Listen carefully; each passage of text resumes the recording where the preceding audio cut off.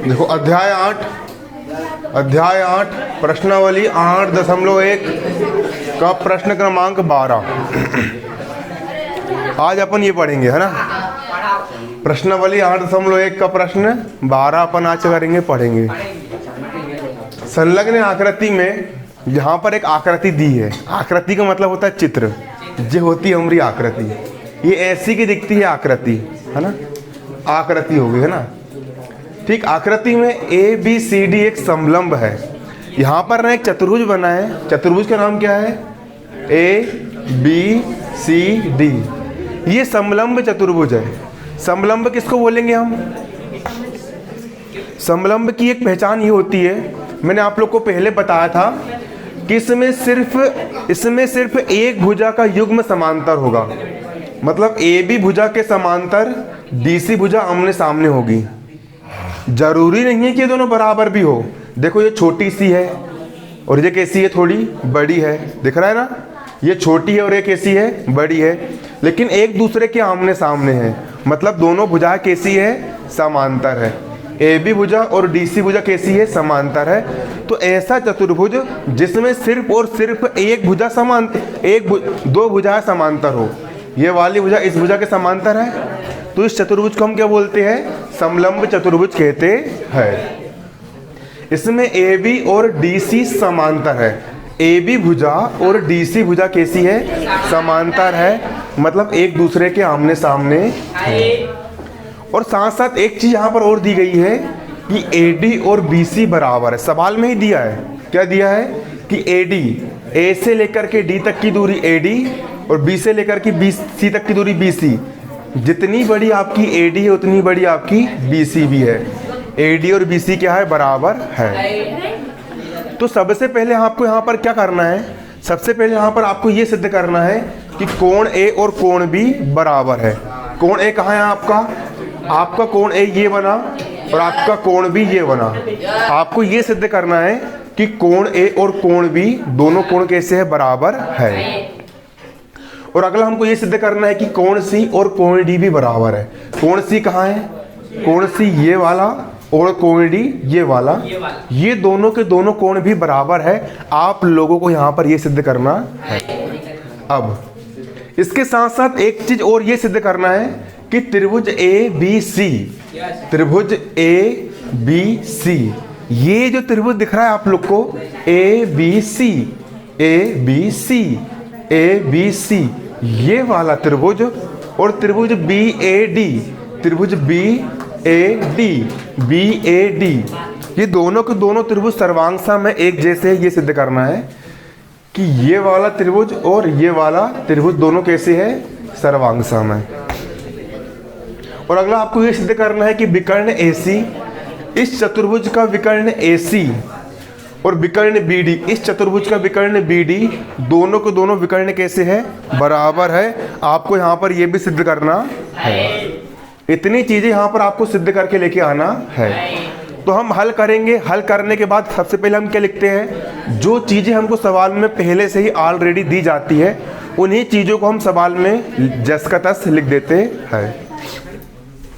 यहाँ पर डाले हमने हल, और हल डालने के बाद यहाँ पर हम लिखेंगे दिया है। क्या दिया है यहाँ पर आपको दिया है कि ए बी सी डी एक समलंब चतुर्भुज है। क्या दिया है? A B C D, A B C D एक क्या है? समलंब चतुर्भुज है। ए बी सी डी क्या है? एक समलंब चतुर्भुज है। और जिसमें ए बी और डी सी समांतर है। सवाल में दिया है कि ए बी और डी सी कैसी है? समांतर है समांतर। तथा इसके साथ साथ दिया है ए डी और बी सी बराबर है। क्या क्या बराबर है? ए से लेकर के डी तक की दूरी ए डी और बी से लेकर सी तक की दूरी बी सी। ए डी और बी सी दोनों कैसी है? बराबर है बराबर। और विकर्ण ए सी तथा बी डी को मिलाया गया है। हमने अपने तरफ से रचना करे है। हमने क्या करे? रचना करके देखो, ए से लेकर के सी तक को ए सी को हमने मिलाए हैं और बी से लेकर के डी तक का हमने बी डी को क्या करे है? मिलाए हैं। अब रचना। अब रचना कर रहे हैं हम, क्या कर रहे हैं? रचना कर रहे हैं। अब रचना क्या करें? ए बी को आगे बढ़ाइए। यहाँ पर आपको एक ए बी भुजा दिख रही है, ए बी। कुछ नहीं करना है, हमने अपने तरफ से एक एक्स्ट्रा रचना ये करे कि हमने ए बी को आगे बढ़ा दिए। कहाँ तक बढ़ा दिए? ए बी को आगे ई तक बढ़ा दिए। कहाँ तक बढ़ा दिए? ई तक बढ़ा दिए। और सी से होकर सी ई समांतर डी ए खींचिए। और बिंदु सी से होकर के हमने एक रेखा खींचे, हमने एक ऐसी रेखा खींचे जो कि डी ए रेखा के समांतर है। मतलब इसकी सीध से यहाँ पर हमने एक रेखा खींच दिए। इसकी सीध से हमने क्या खींच दिए? इसकी सीध से हमने यहाँ पर एक रेखा खींच दिए। मतलब एडी रेखा और ईसी रेखा, दोनों रेखा कैसी होगी आपकी? बराबर होगी। एडी रेखा और ईसी रेखा कैसी हो गई? बराबर खींच लिए। और हमने जो रेखा खींचे, हमने कौन सी रेखा खींचे? हमने सीई रेखा जो खींचे, ये सीई रेखा इस रेखा को बिंदु ई पर काटती है। बिंदु ई पर क्या करती है? प्रतिच्छेद करती है या फिर काटती है। क्लियर? अब पहला पॉइंट सिद्ध करने वाला हूं कि ये दोनों कोण बराबर है। अब देखो वो कैसे सिद्ध होगा। आराम से हो जाएगा, चुटकियों में जाएगा, कोई बड़ी बात नहीं है, आराम से सिद्ध हो जाएगा। पहला देखो, AD और BC बराबर है। क्या क्या बराबर है? AD और BC दोनों कैसी? बराबर है बराबर। ये सवाल में ऑलरेडी दिया है कि AD और BC बराबर है बराबर। AD और BC क्या है? बराबर है। और साथ साथ AD जो है, AD वो EC के भी बराबर है, क्योंकि हमने जो EC रेखा खींचे थे, ये रेखा इसके समांतर खींचे थे, है ना। तो इसीलिए EC जो होगी वो AD के भी क्या होगी? बराबर होगी। EC जो होगी वो AD के भी क्या होगी? बराबर होगी। अब हम जानते हैं कि भैया AD जो है वो BC के भी बराबर है और AD जो है वो EC के भी बराबर है। तो ये दोनों भी आपस में बराबर होगी। मतलब कि BC और EC दोनों कैसी? बराबर होगी। इसलिए यहां पर लिख दिए BC और EC दोनों कैसी होगी? बराबर होगी, है ना। अब देखो, BC और EC बराबर है। कौन कौन बराबर है? BC और EC कैसी है? BC और EC कैसी है? मतलब कि यहां पर ये जो त्रिभुज बना, ये आपका ये जो त्रिभुज बना, इस त्रिभुज की दो भुजाएं, पहली भुजा BC और दूसरी भुजा EC, दो भुजाएं बराबर है। तो बराबर भुजाओं के सामने के कोण भी कैसे होंगे? मतलब इस भुजा के सामने का कोण ये वाला और इस भुजा के सामने का कोण ये वाला, ये दोनों कोण भी कैसे हो जाएंगे? बराबर होंगे। इस कोण को हम क्या पढ़ेंगे? कोण CBE, कोण CBE। और इस कोण को हम क्या पढ़ेंगे? कोण CEB, कोण CEB। दोनों कैसे हो जाएंगे? बराबर। क्यों होंगे बराबर? क्योंकि बराबर भुजाओं के सम्मुख कोण है ना। बराबर भुजाओं के सम्मुख कोण है। और बराबर भुजाओं के सम्मुख कोण कैसे होते हैं? बराबर होते हैं। बनेगा। अब चूंकि कोण ABC, कोण ABC ये वाला कोण, कोण ABC ये वाला कोण, और कोण CBE, कोण CBE ये वाला कोण, ये वाला कोण और ये वाला कोण, इस यहां से लेकर के यहां तक का जो पूरा कोण है ना, इस पूरे कोण का मान 180 होगा। कितना होगा? 180। मतलब ये वाला कोण हो गया आपको कोण ABC, कोण ABC धन ये वाला कोण हो गया आपको कोण CBE। कोण कौन सा? CBE दोनों का योग कितना होगा? 180। क्योंकि रेखा एक ही रेखा पर बने हुए कोण है ना। जो रेखा होती है, सीधी सरल रेखा जो होती है, सीधी सरल रेखा, उस पर जो पूरा कोण बनता है वो 180 अंश का बनता है। इसलिए इतना धन इतना बराबर 180। ठीक, 180। अब चूंकि AD और EC समांतर है, क्या समांतर है? AD और EC, AD और EC दोनों क्या है? समांतर है। हाँ ठीक, समांतर है। और इन दोनों रेखा को AE तिर्यक रेखा मिलाती है, और AE क्या है? एक तिर्यक रेखा है, और ये तिर्यक रेखा AE जो है वो इन दोनों रेखाओं को मिलाती है। मिला रही है? समझ में आ रहा है? मिला रही है। तो एक चीज यहां पर गौर करना, अध्याय 6 में मैंने आपको पढ़ा चुका हूं कि जब दो समांतर रेखा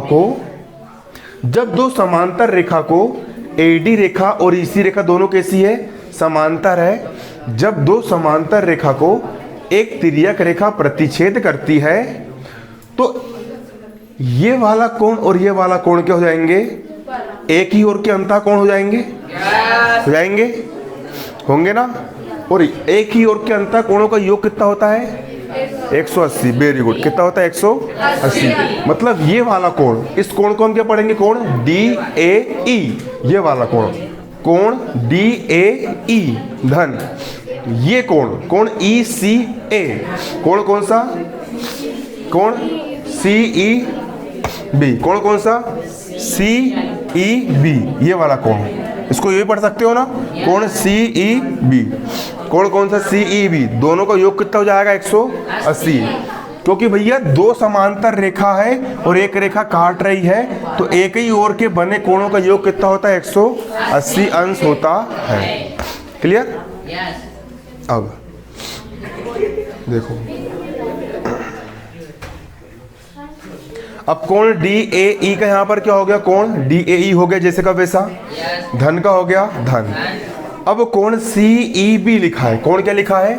CEB।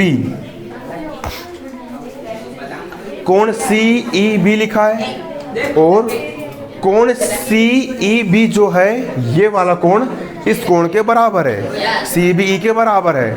ये दोनों कोण कैसे है? बराबर है। हमने ऊपर पहले ही सिद्ध कर चुके हैं। मतलब कोण CEB जो है, कोण CEB जो है वो कोण CBE के बराबर है, दोनों बराबर है। मतलब CBE को हम क्या लिख सकते हैं?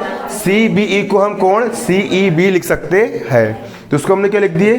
CEB को, देखो CEB को हमने क्या लिख दिए? CBE लिख दिए। CEB को हमने क्या लिख दिए? CBE लिख दिए। बराबर का बराबर, 180 का 180। इसको हमने समीकरण 2 नाम दे दिए। बनेगा इतना? क्या नाम दे दिए हमने? समीकरण 2 नाम दे दिए। क्लियर? अब सिंपल चीज, अब गौर से यहां पर देखना, इस टाइप के सवाल परीक्षा में आते हैं, है ना। अभी आपकी प्री बोर्ड परीक्षा फरवरी में होगी, है ना। अभी दिसंबर में परीक्षा है ना आपकी, ओपन बुक से। 9वीं वालों की भी है ना, टाइम टेबल आ गया ना। अच्छा, 10वीं आरबी की व्यवस्था क्या? देखो आप लोग की जो वार्षिक परीक्षा है ना, आप लोगों के जो वार्षिक परीक्षा है समथिंग वो फरवरी में हो जाएगी, 1 फरवरी से स्टार्ट हो जाएगी। और आपकी जो प्री बोर्ड एग्जाम्स है, प्री बोर्ड में आपका पूरा कोर्स आएगा, है ना। गणित में फिर भी अध्याय 1 से लेकर के अध्याय 13 तक का कोर्स आएगा आपका, और पूरा आएगा, और इम्पोर्टेंट क्वेश्चन नहीं आएंगे, क्योंकि आपकी जो है ना बुक चेंज हुई है। और इस चीज़ की गारंटी तो मैं ले लूँगा, जितना मैंने आपको यहाँ पे लिखवाया हूँ ना, आप लोग के पूरे नोट्स बने हैं।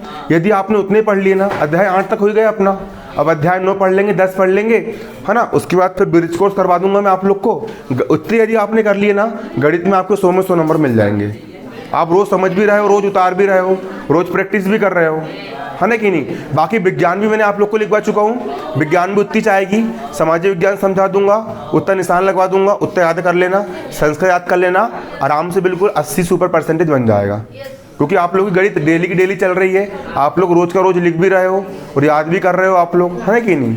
तो आपको डरने की ज़रूरत नहीं है। डरता कौन है? जिसके नोट्स ही नहीं बने हैं, जिसकी कापीज कंप्लीट नहीं है, जिसने को समझा ही नहीं है, डर उसको लगना चाहिए, है ना। आप लोग घबराइए मत, आप लोग शांति से अपनी तैयारी कीजिए, है ना, और रिवीजन करना शुरू कर दो। देखो यहाँ पर जितना करवा रहा हूँ ना उतना घर पे जाके आपको पढ़ना है, साथ साथ जो अध्याय 1 से पढ़े हो ना उसका रिवाइज करना शुरू कर दो। गणित का कोर्स हो जाएगा अपना, उसके बाद समय बचेगा तो फिर अपन देखो मैं आपको अच्छे समझा रहा हूँ ना। देखो अब समीकरण और 1 और 2 को देखो। समीकरण 1 क्या बोल रहा है? समीकरण 1 देखो, समीकरण 1 ये बोल रहा है कि कोण ABC धन कोण CBE बराबर भी 180 है और कोण DAE धन कोण CBE भी बराबर कितना 180। समीकरण 1 में भी बराबर के उस तरफ कितना 180 है और समीकरण 2 में भी बराबर के उस तरफ कितना 180 है। जब राइट हैंड साइड बराबर है तो लेफ्ट हैंड साइड भी कैसे होंगे? बराबर होंगे। मतलब कोण ABC और कोण CBE बराबर किसके होगा? कोण DAE और कोण CBE के कैसा होगा? बराबर होगा। क्लियर? ये दोनों बराबर होंगे। कौन कौन? देखो ये वाला आपका क्या हो गया? ये हो गया आपका क्या? कोण ABC धन कोण CBE, कोण CBE किसके बराबर होगा?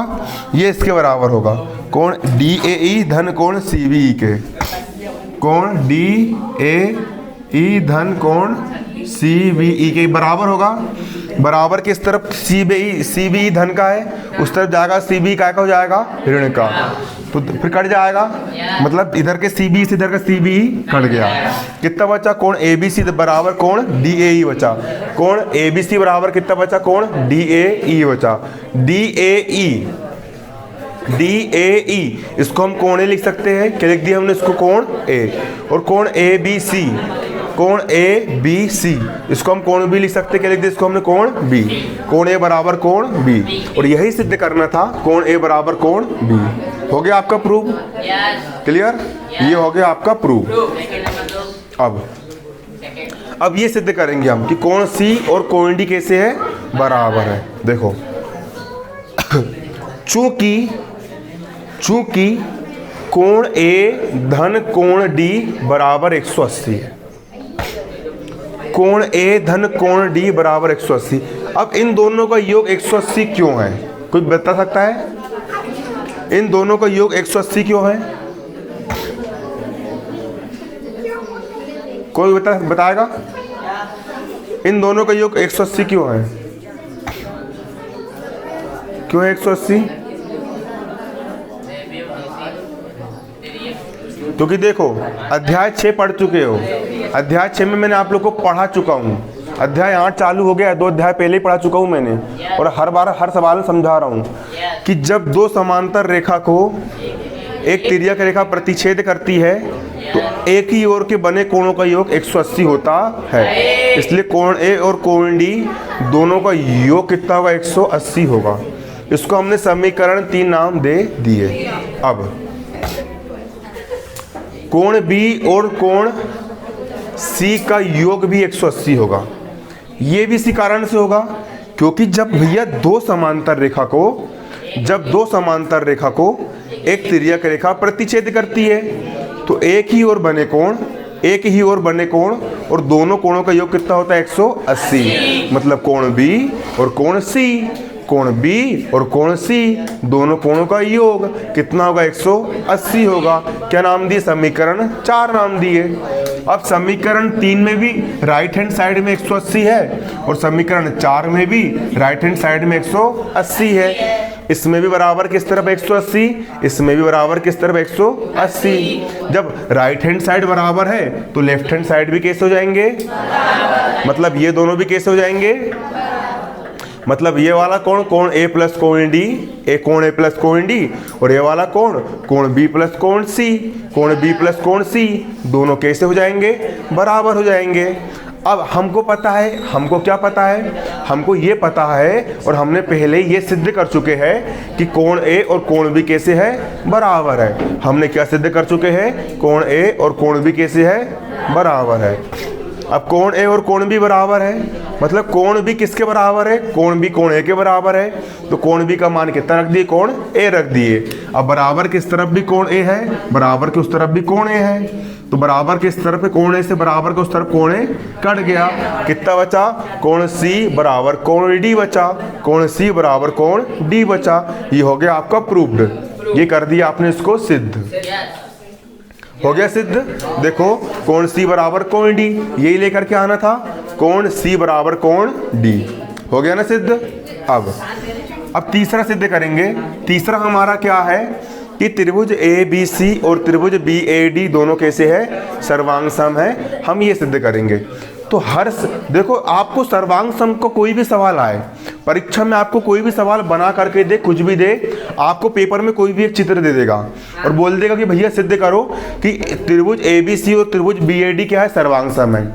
आपको नहीं बन रहा है ना, चिंता बिल्कुल नहीं लेना, टेंशन लेने का नहीं है। किस त्रिभुज की बात हो रही है, त्रिभुज ए बी सी की बात हो रही है ना, तो यहाँ सिंपल लिख दो भैया त्रिभुज ए बी सी, तथा त्रिभुज बी ए डी की बात हो रही ना, सिंपल लिख दो यहाँ पर त्रिभुज बी ए डी में, है ना। अब आकृति में वो चित्र को देखो, आकृति में चित्र को देखो, त्रिभुज ए बी सी, त्रिभुज ए बी, देखो त्रिभुज ए बी सी, ये वाले त्रिभुज को देखो और ये वाले त्रिभुज को देखो। अब निष्कर्ष निकालो। निष्कर्ष कैसे निकालना है, ये वाला त्रिभुज और ये वाला त्रिभुज एक दूसरे की फोटोकॉपी है, मतलब जैसे कि तैसे, वो सिद्ध करना है। तो एक आइडिया यहीं लॉजिक लग जा रहा है। एक लॉजिक क्या लग गया कि इस त्रिभुज के लिए ये वाली भुजा और इस त्रिभुज के लिए ये वाली भुजा, दोनों भुजा बराबर है, वो चित्र में ही दिख रही है। देखो मैंने वहाँ देखा नहीं, फिर भी बता दिया मैंने कि इस त्रिभुज के लिए कौन सी भुजा, ए बी भुजा, और इस त्रिभुज के लिए कौन सी भुजा, ए बी भुजा, उभयनिष्ठ है। ए बी बराबर ए बी कैसी है, उभयनिष्ठ है। और क्या बराबर लग रहा है दोनों में, हाँ, इस त्रिभुज के लिए कोण ए और इस त्रिभुज के लिए कोण कौन सा, कोण बी, हाँ, कोण ए और कोण बी है बराबर। इस त्रिभुज के लिए कोण बी और इस त्रिभुज के लिए कोण ए, दोनों कैसे है, बराबर है। ये भी हमने सिद्ध कर चुके हैं। और लॉजिक लगाओ क्या बराबर है, हाँ, अरे इस त्रिभुज, देखो इस त्रिभुज के लिए अरे BC और इस त्रिभुज के लिए AD, BC और AD क्या है, बराबर है। ये सवाल में दिया है, तो तुरंत लॉजिक लगा लिए कि भैया जब एक त्रिभुज की दो भुजाएं और उनके बीच का कोण दूसरे त्रिभुज के दो भुजाएं और उनके बीच के कोण के कैसे होता है, बराबर होता है ना। तो भुजा कोण भुजा, ए सर्वांग समता प्रमेय से दोनों त्रिभुज कैसे होते हैं, मतलब त्रिभुज ABC, त्रिभुज ABC ये वाला त्रिभुज और त्रिभुज ABD ये वाला त्रिभुज, ABD वाला त्रिभुज, दोनों त्रिभुज कैसे होंगे, सर्वांग सम होंगे। हो गया सिद्ध। देखो ये सिद्ध करना इतना सा है, 4 नंबर का आएगा, खाली इतना पूछ लेगा वो। पेपर में इतना बड़ा क्वेश्चन नहीं आएगा, ये तुम 4 क्वेश्चन कर रहे हो, बताओ कैसे आएगा। देखो वो इतना बस पूछ लेगा, ये सवाल दिया है, खाली इतना सिद्ध करो। अगर इतना बस पूछेगा ना वो, तो आपको सिर्फ यहाँ तक करना है। वो सिर्फ इतना पूछ लेगा कि हाँ ये सिद्ध करो, इतना पूछेगा ना वो, तो आपको ये तो करना ही है, लेकिन साथ साथ ये भी करना है।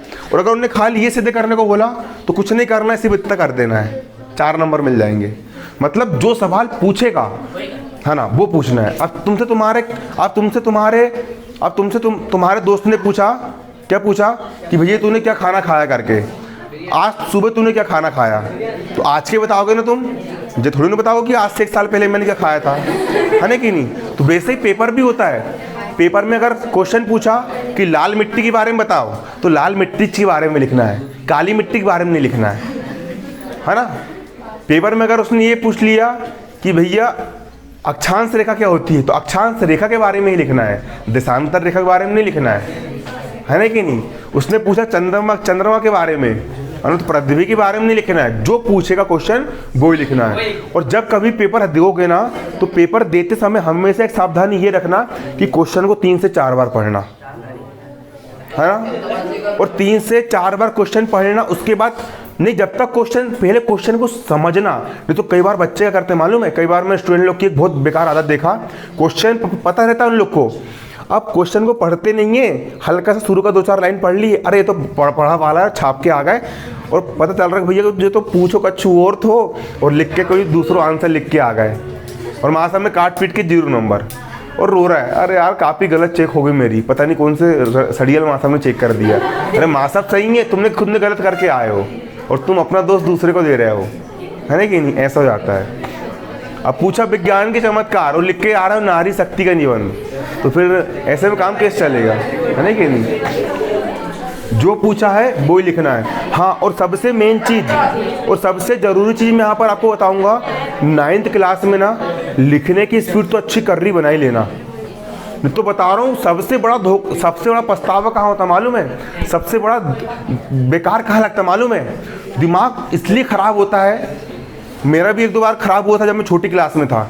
दिमाग ख़राब क्यों होता मालूम है, दिमाग इसलिए ख़राब हो जाता है कि साला पेपर तो पूरा बनता है, पेपर पूरा बनता है, पूरे क्वेश्चन याद रहते 30 के 30, लेकिन 3 घंटे कम पड़ जाते हैं। मतलब 30 में से 25 क्वेश्चन करके आप फिर सोचते यार, अरे यार याद तो पूरा था यार भैया, लेकिन यार क्वेश्चन करने के लिए टाइम ही नहीं मिल पाया।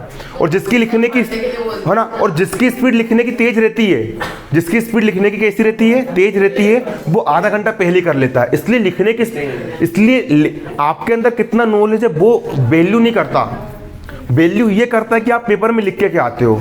इधर तो अथाह ज्ञान समाहित है, लेकिन पेपर में एक्सप्लेनिंग नहीं कर पा रहे हो। और हमेशा एक चीज़ याद रखना, परीक्षा के 3 घंटे में ना सगा दोस्त भी है ना तो हाथ जोड़ लेना भैया, क्योंकि बता रहा हूँ मैंने कई लोग को देखा हूँ, पेपर तो पूरा बनता है लेकिन दोस्त लोग को बताने के चक्कर में और पूछने के चक्कर में, बात करने के चक्कर में समय खराब कर लेते, क्योंकि पेपर के 3 घंटे बिल्कुल ज़िंदगी के सबसे कीमती घंटे होते हैं। आपने जितनी साल भर कोचिंग करे हो, आपने जितनी साल भर मेहनत करे हो, उन सब को बताने के लिए आपको मात्र 3 घंटे दिए जा रहे हैं। जितना आपकी पूरी साल भर की तैयारी, आपकी पूरी साल भर की पढ़ाई को एक्सप्लेन करने के लिए मात्र कितने घंटे दिए, 3। और उस 3 घंटे में आपको लिखना है, और आप महामूर्ख लोग क्या कर रहे हो, 3 घंटे में दूसरों को दे रहे हो। अरे भाई महा चूतियाई वाला काम कर रहे हो, समझ रहे हो ना। बहुत खुद सोच करके देखो, खुद सोच करके देखो वो 3 घंटे कितने कीमती होंगे। वो 3 घंटे में तुम्हारा जीवन का भविष्य निर्धारित करता है। 3 घंटे में क्या निर्धारित करता है, जीवन का भविष्य। उसमें तो बिल्कुल ऐसा कि बिल्कुल एरोप्लेन भागता कि नहीं। पेपर कैसे लेते मालूम तुमको। अब तुम कहीं घूमने के लिए जा रहे हो तो सिंपल घूम रहे हो, ऐसा नहीं। अगर तुम्हारे पीछे किसी ने 5 जंगली कुत्ते छोड़ दिया तो तुम कैसे भागोगे, जान बचाने के लिए जैसे भागोगे ना, वैसे जब पेपर लिखते हो तो इतने तेजी के साथ लिखा करो, इतना तेजी से एक्टिव रहा करो कि भी ये कुत्ते अपने पीछे कुत्ते पड़ गए हैं, बस लिखना है खट खट खट खट, बिल्कुल ऐसा, बिल्कुल समझ रहे हो ना, ऐसा रहता है। और बता रहा हूँ समझना कैसे है, कोचिंग में समझते हो ना।